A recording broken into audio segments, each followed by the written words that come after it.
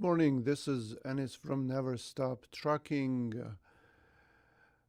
Today we're going to be talking about one topic, and this is my chance to test some of the new equipment and new things here.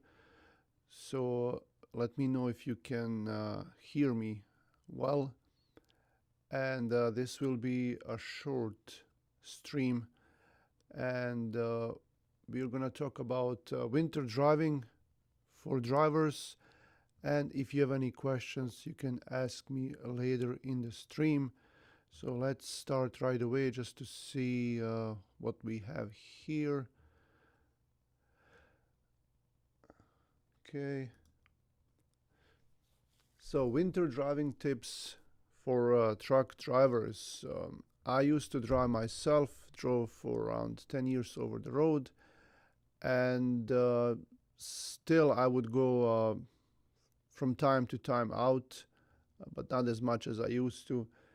And especially when living in Michigan and being based out of Michigan, that means a lot of driving in the snow. And we see drivers from different parts of the country that will drive for us, and then they will say, hey, well, don't send me to the snow and to the Midwest, those areas. Morning, Muhammad. And I kind of understand that, and I respect that, because all our drivers right now are owner operators, and we send them wherever they want to go. But driving in winter is a part of the job, right? So you just take it slow, and if you're not able to drive, if you're not able to make it there safely, then you would stop at the nearest safe stop and just wait it out. And that's what I suggest to everyone. That's what I did. There is really no excuse not to drive in winter. And like I said, if you're an owner operator, you have your own truck, then I respect that. You can park the truck and just wait it out. And some people will do that, right? And I don't have a problem with that. But to me, I never did that.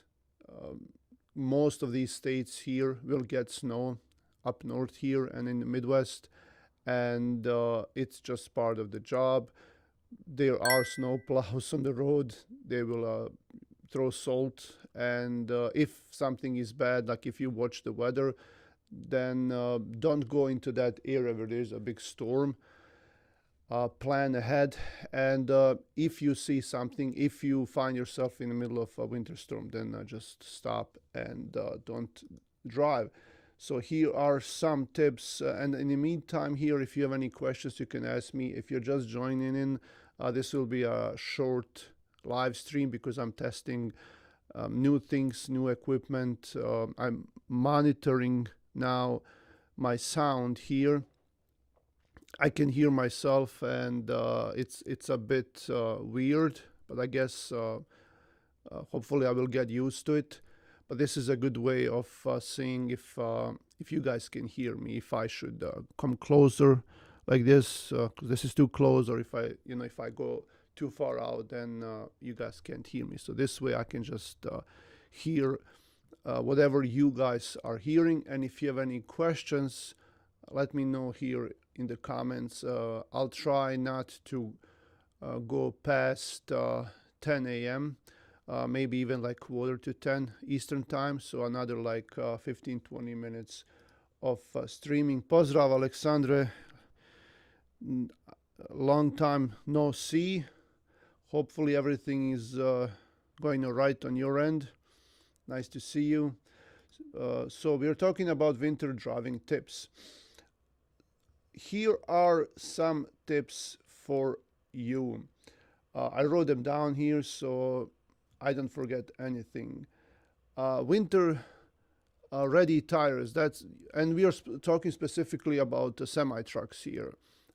Semi trucks don't have classic winter tires like cars do. but at least you can make sure that these are good tires, good brand name, and that they have good tread on them, that they are not ready to change. Usually people will wait just until before the winter to replace the tires if they're worn out. But if you wait too long, then you might get surprised with a snowstorm, and you might have to pay more for those tires on or it's going to be harder to find them. So it's best just to put them on during fall season and just be ready for the winter. Emergency kits are necessary, especially if you're driving a lot in Midwest, northern United States, or even in Canada, in Northeast as well. So have a blanket, extra gloves, a flashlight, some food, some canned food, bottled water, and first aid kit. That's really necessary. I know it sounds silly, but most truck drivers will not have all of this here, and it's just good to have it. Better safe than sorry. And then as far as the truck maintenance goes, make sure that you always put in coolant, like the antifreeze. Do not put water instead of coolant fluid. It's like during summer, some people will do that. Just don't do it. Just do the original antifreeze, because it's just not, because it's not good for the system. But also when winter comes, then you will have a lot of water in your system. So don't put any water instead of the coolant in your lines. Making sure that windshield washer fluid is full. And if you use anti-gel additives, make sure you get some. Some people will absolutely be against these anti-gel additives. They say it's bad for the engine, bad for the fuel pump. And I don't know. I'm not an expert on that. I know I've used anti-gel, especially when it goes down to like below 15 Fahrenheit, because here we have a lot of wind chill and there's a lot of wind. So if you're parked somewhere overnight and it's windy as it gets, even if it's 15 or 10 degrees Fahrenheit, it will feel with the wind chill like much less. So I've used anti-gel before. Some people say, no, don't do it, just get good fuel. So I am not an expert on that. That's really up to you if you want to use that. And then driving techniques in snow, slow and steady, right? If you're like, just take it slow, like no sudden movements, no sudden braking, no sudden acceleration. That's the main thing that you should do in winter. We see a lot of big trucks flying down the road. And when I drive my small car and I see them just passing me because they're heavier, they're bigger. But then it makes it harder for the small cars too, right? If you drive like that. And just because your truck is heavy and big and you have big tires, it doesn't mean that you're invincible. You can still crash, and you will crash. If there is ice on the road, nothing is gonna save you. So just take it slow in your truck. Space management, make sure there's always enough room between you and the truck or a car in front of you, even if they pass you, because some people will do that with a big truck. They don't have a sense of driving next to the truck or in front of a truck. They don't understand that it takes a long time for a truck to stop and to maneuver. So they would just pass you on the highway and just pull in front of you right there. And like you're cursing and yelling at them, but they're not gonna change. Some people just drive like that. So if they do that, just slow down, right? Don't follow them. Don't stay on their tail like that. Just slow down, be the bigger person, and it's safer for you and for them. Just let them go. So make sure there's a distance. Of course, everyone knows. I mean, everyone should know that it takes long longer to brake during wet conditions or during icy and slippery conditions. So make sure you leave enough room. Use engine brakes carefully. Now, engine brakes are good when it's dry, and if you're going downhill, you're heavy, and you're not in a city. I see some truck drivers using their engine brakes within the city limits, and that's illegal. Most cities prohibit that, right? And there is no need to use the engine brake inside a city or a little town or a village, because usually the speed limits are lower and you're driving slower anyway, and you don't need the engine brake.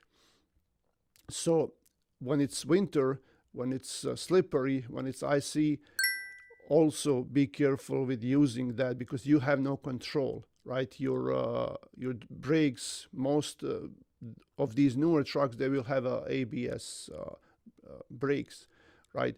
But with the engine brake, that's different. It can make you slide. So don't be very careful with using that. Now, jackknifing, that's people will explain that. You can that's best explained if you're in the truck, how to prevent that.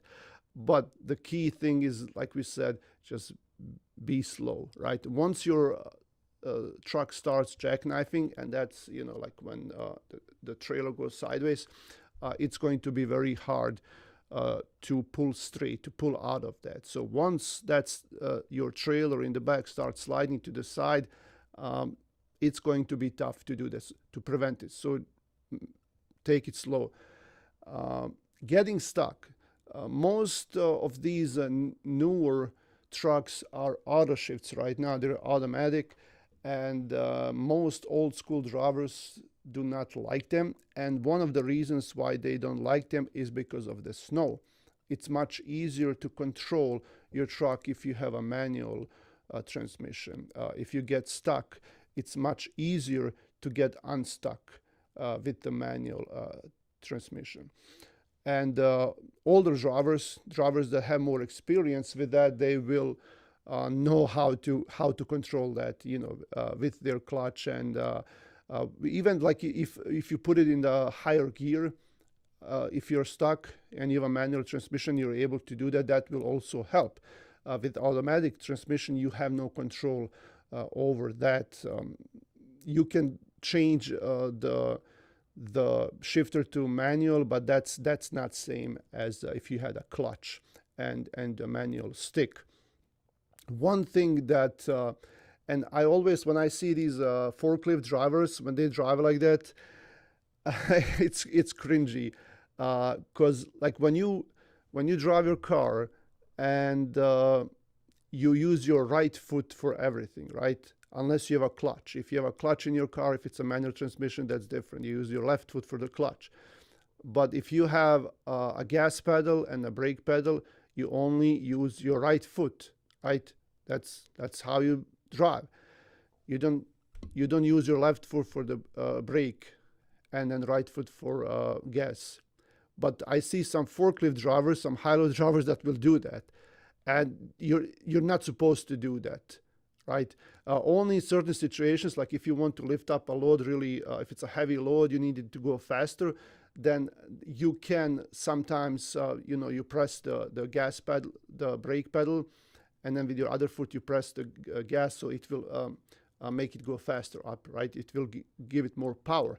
That's only certain situations, but usually it's your right or left foot. Now, sometimes if you're stuck with an automatic transmission and you can't get unstuck, sometimes I would do that. Like I would use my my left foot to press on the brake pedal, right? And then hold it and then press on the gas pedal to build a little momentum and rev up the engine, and maybe, it will, the brake pedal will prevent the truck from moving, right? And then once you rev up the engine a little bit, you release the gas pedal, the brake pedal, I'm sorry, with your left foot, and then it starts driving. So sometimes that's a little trick. Also, I see people like they just slam their gas pedal when they get stuck, and I've only seen it here. Uh, where I'm from in Bosnia, people don't do that. I've never seen like I only see it here. People for some reason love to do that. They get stuck, and they push down the gas pedal all the way down, and then just wait. They wait for a miracle to happen, right? But most likely, if you do that, your tires, your wheels are just gonna go deeper into the ground, right? And then you also make your tires harder. Now, that's good for racing, but not for getting unstuck. Now, the one thing that I tell everyone, like if you get stuck, and you can sometimes like no, don't push on the gas pedal that much. Just press it a little bit. You see if the truck goes forward or backward. It might move a little bit, like maybe it will move 1 inch, and that's good, right? So you go 1 inch forward, and then once you feel, and this has to be quick, once you feel that you can't go any more forward, you press on the gas pedal, I'm sorry, on the brake pedal, and you hold the truck, like, so now your truck went forward just a little bit, and went up a little bit on, on that snow or ice, whatever is underneath the tires. And you hold the brake pedal and hold the truck there. While you're doing that, you switch the gear into the reverse, right? And then really slow, you go back. You release the brake pedal, press the gas pedal, go back a little bit. Now you moved back maybe 1.5 inches. Once you feel, and this has to be really quick too, once you feel that you can't go back anymore, you press the brake pedal again. Now you're moving your wheels a little bit forward and backward, and you're making yourself, the tires are making a path. And you have to do this sometimes 5, 6, 10, 15 times. But once you get a hold of it, you just go back, forward, hold it, go backward, hold it, and then you notice that you have more movement, more play, until, here comes TQL, until you can get unstuck. So that's a tip for you to get unstuck. Dario Đaković, vreme da se vratimo nazad. What is the best time to start calling carriers? Trucks don't feel windshield. Trucks don't feel windshield. So I don't understand it. Dario, if you can explain what you meant by that. Now, let me see what else do we have here. Visibility issues. Some people will say, okay, well, you have to use cold air for the windshield. Some people say you have to use hot or warm air. So there's a debate. There's a debate on that. You want to prevent the ice and the snow building on your windshields. I remember on your windshield wipers. I remember I was in Wyoming, in state of Wyoming. That was a long time ago, and there was a storm, and you're just driving on I-80, and you don't see the road. Everything it's just snow. It's like you're in a big field. You don't see where the side of the highway is. You just kind of like you follow other vehicles, they follow you because you're bigger.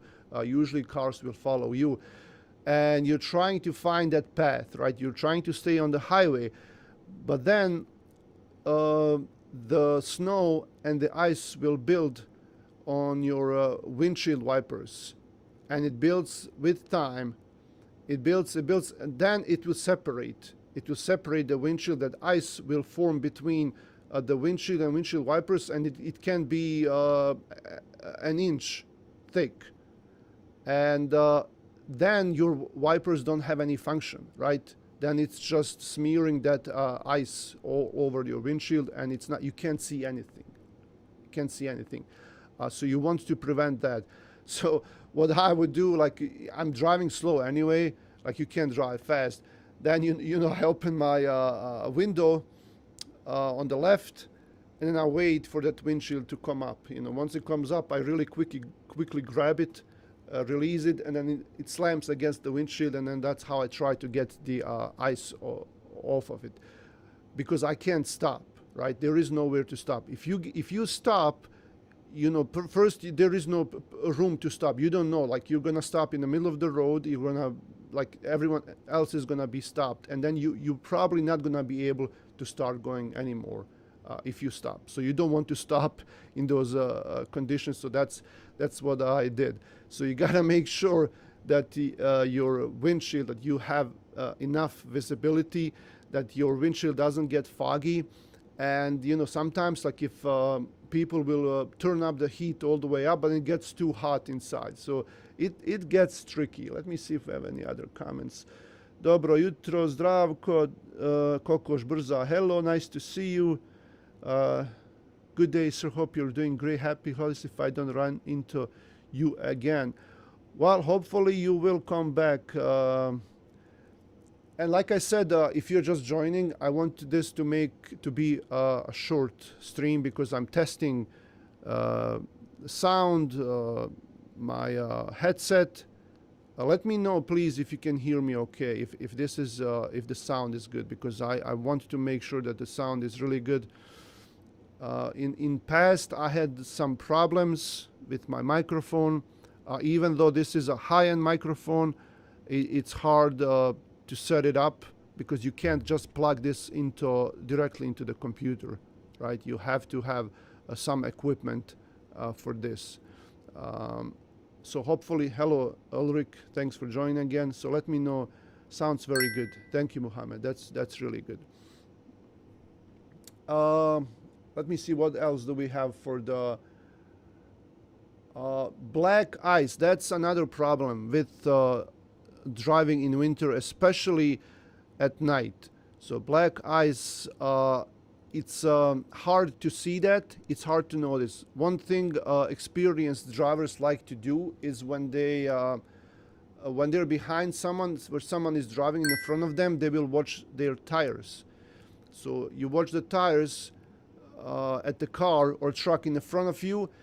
If you see the water or the steam or anything coming below those tires, coming up, because when you're driving, right, the tires are trying to get the traction, and then you can see the water coming out of them. So usually that's a good sign that the road is not icy, that there is no ice, that it's just wet.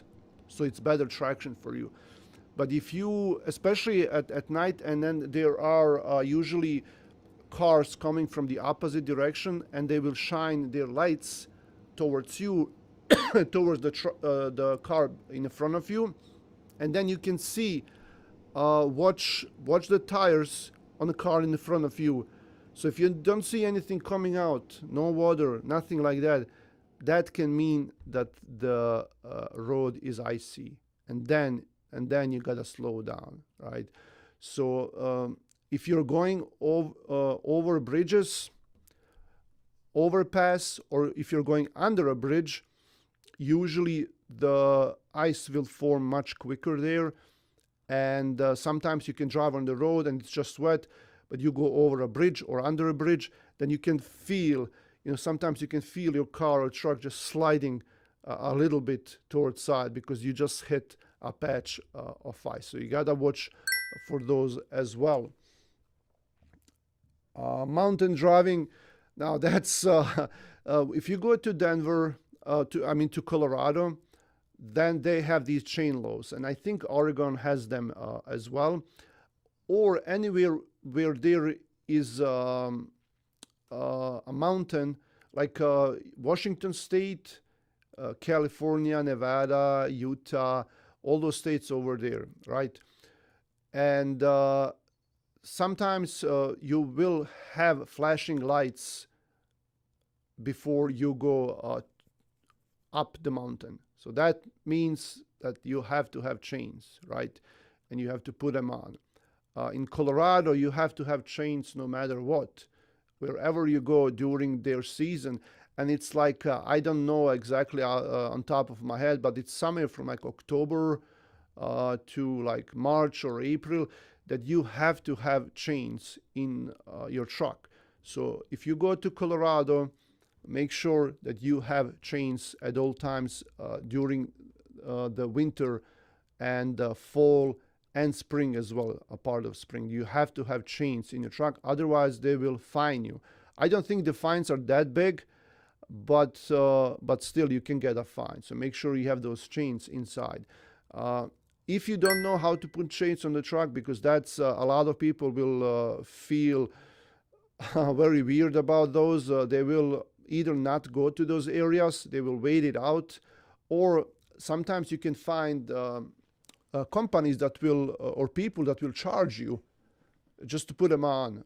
Because I remember when I started driving and I didn't know how to do that, and I never went to those areas, and they sent me. I was a company driver. They sent me over there, and they told me. I said, "Hey, I don't even know how to put them on. Like, I'm honest." And they said, "Well, just go there, and hopefully it's not gonna be like that." And then sometimes there are crews waiting there, and they will put those chains on the truck for you, but you have to pay them, and it's not cheap. And they said, "Yeah, I will cover that." And so I went there and I paid them out of my own pocket. When I came back, they didn't want to reimburse me. They said, "Hey, well, you're supposed to know that." So I learned my lesson. So if you go, and then even if you don't have to have chains, if you go up the mountain, like we said, it should be easier than going down, right? Like, because you're going up, don't stop. Try not to stop, even if you see that the traffic is starting to move slowly. Instead of stopping right away, just give it some time until you absolutely have to come to a full stop, right? So maybe they're gonna start moving soon, so you just slow down a little bit, and then this goes for even like if you're driving a flat surface, right? But at the same time, if you're driving up the hill, you're heavy. Once you slow down, it's going to be hard to get more speed. So you gotta be very experienced as far as that goes. But then once you start going down, that's when the trouble starts. That's another trouble, right? Now you want to be very careful about your braking. You want to start very slow in a low gear, going down that hill, and it can be scary. I tell you, I felt like I lost a few years of my life just by going down those high mountains during the snow and ice. It's very scary. So the key is don't brake unless you have to. If you have to brake, just do it slowly and at intervals, right? Don't just press your brake and then like press it a little bit, release it, and then you feel it. Like if you feel that the truck is not going to slide, once it starts sliding, it's hard to get those tires unstuck, right? People will tend to like if your tires what's the word, if they block, right, it's going to be hard to get them to move again. And people have the tendency to press the brakes even more powerful in those situations, which they should not do, right? They should let the wheels go free. So you press the brake a little bit, you test it, and then just do it in little intervals, right? No sudden movements, like we said. Let me see if you have any questions. And I have a lot of things here. I'm gonna try to finish this in another like 10 minutes. And I think this test went well. I'm testing my sound, so this looks okay to me. Yeah, this is about it as far as the snow driving goes. I think I covered most of these things here. Sound is great, same level as streamers. Nice. Just don't drive if the weather is bad and you have to put chains. Yeah. So most drivers will do that, and I agree. I agree with that. But sometimes you will have to, and if you're in that area, if they send you, if you're a company driver maybe, and you have no choice, then you kind of have to go there. And there are so many trucks. When I was driving, and then I would stop there to put my chains, and I had to use chains maybe like 3 or 4 times, not that much, because I was really avoiding going to those areas during winter. And there are hundreds of trucks, right? You see those trucks on the side of the road just putting them on, going. People are driving, especially the locals or more experienced ones, or people who don't mind that. So there are people driving in snow, and there are people who are putting chains, a lot of them. I have a question about dispatching invoice. My understanding is that the independent dispatcher cannot get the money from the broker directly. Can you elaborate on this? Thanks. So real quick, yes, you cannot get paid by the broker or by the shipper. You can only, and you should only get paid from the carrier when you're dispatching them. Carrier gets paid in the same way like they used to get paid from the broker or using the factoring company. But for your services, you create an invoice for your services, and that's totally separate. And you send it directly to the carrier, and they pay you. For example, if you are charging them percentage from the road for that week, whatever they made, the gross money, you just figure out the percentage from that and send them the invoice. Usually it's to their email. People will use a Stripe or PayPal or QuickBooks or some other invoicing softwares. Some people will use Zelle to get paid, but you should have some kind of an invoice, and you just send it to them, and they pay you directly with their card or check or ACH transfer. So yeah, you gotta get paid directly from the carrier. How can I start to dispatch client with the new authority? That's going to be very tough. We stopped taking carriers with brand new authorities because it's just impossible. Most new carriers will only work with most brokers will only work. What's the here? I lost my thought. So most brokers will not work with brand new authorities. Only TQL and CH Robinson will. A handful of brokers might work with you, but lately it's just like no one wants to do that. Even with TQL, if something is wrong on your FMCSC account, they see something suspicious, they will not like something like when you get set up with them with TQL and you do something wrong, they will just not want to work with you, and they will not tell you why. And people will ask them, hey, well, I want to fix it. Like, how do I work with you? What did I do wrong? And they just don't want to tell you. So you as a dispatcher, you're going to set up a lot of time setting them up with TQL and CH Robinson. And once you do that, you're going to be able to book those loads only. The carriers will not be happy. They're going to blame it on you because they're going to say, hey, you know, like you're a dispatcher, you're a professional, you can't find me a load. Like, why should I pay you? So we just stopped working with people with brand new carriers. It just doesn't make sense. It's I'm not going to say it's waste of time, but even for them, right? And I advise everyone right now, like, why would you want to start a new authority right now? Unless you have some freight already set up with direct shipper, or you find a broker that wants to work with you and that promises you to give you all these loads, okay, that might be different. Or you're very specific, or you do something, you know, like crops or dump trucks, something like that, then that's different. But if you're working, if you don't have any connections and you know you want to work off the load boards, why would you start a new authority? Don't start it. How's trucking going actually in the USA? Yeah, not that great. Whoever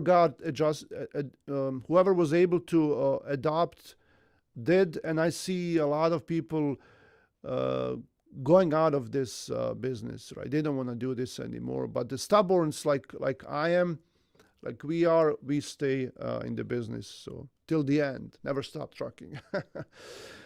Thanks for your response. One more question. If a dispatcher is helping a carrier with their invoicing, how much can roughly an independent dispatcher can charge a carrier for this service? Yeah, we never did that.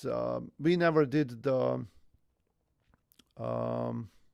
invoicing, and you might want to increase the percentage a little bit and say, hey, this if you want us to do your invoices, this is the rate for the loads we're finding you. But if you don't want us to send the invoices on your behalf, this is the rate. Or you can charge per invoice, like $5, $10, I don't know, something you think is worth your time. But just so you know, like if you send out that invoice, that's not all you are gonna do, because some brokers will not pay on time.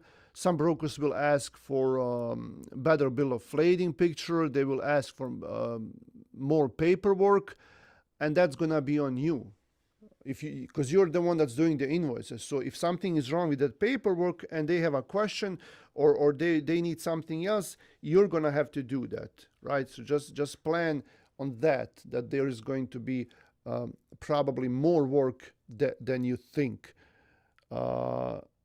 What do you think about Amazon Relay? I wanted to I have a note here about Amazon Relay, and I wanted to talk about it, but it just doesn't, it's a big story. So in one of the future podcasts, I will talk about Amazon Relay. How can I start a career as a truck dispatcher from another country and there is a chance to emigrate to USA? Right now, it's going to be tough. Established dispatchers who already have customers and work here, they're doing okay. But a brand new dispatcher with no experience, with no customers, with no owner operators, it's just going to be next to impossible. Not just because it's going to be hard to find an owner operator to dispatch, but also like DAT will not give you access to their load board, and some other websites, like Highway, for they are the ones that do the carrier packets. If they see that you're out of the country, they're not gonna, you can't access their website. So it's going to be very tough. People find workarounds, but that's, I think, in my opinion, that's worth only if you're already in this business, and to deal with those workarounds. If you're brand new, it just doesn't make sense, because everything's going to be tough for you. And then on top of that, DAT, load board, and Highway, they're giving you all this trouble as well. Winter season is dangerous. It's profitable for towing companies, not for new, unexperienced drivers. That's right. And then there's this one question. I really can't answer it right now. But in the beginning here, someone asked, "What is the best time to start cold calling to carriers after winter holidays?" Right away. Once the holidays are over, right away. Some people will say, "Hey, we love to call during the holidays or during the weekend, because that's when the people, the owner operators, are usually at home. They have more time to talk, and they're in better mood, right? They're in better mood, and they're more likely to work with you." But I don't know how I feel about that, bothering someone when they're at home and when they're with their family, trying to, I don't know. That's really up to you if you want to do that. But after the holidays, sure, why not right away? I don't see a problem with calling them right after the holidays. Okay, well, this was a chance for me to test the sound and all of that, and we had some nice chats. I hope to see you guys soon again, and it's usually towards the end of the stream that I see more and more questions. So maybe if I do a stream more often, maybe I can answer some of these questions that came at the end and that need more time, that need more attention. But for right now, I do have to go. Thanks everyone for watching and stay safe. Thank you, Ulrich. Stay safe in these winter months and take it slowly. That's the biggest thing. Just take it slowly. Thank you, Muhammad. Thank you, Ulrich. Thank you, everyone.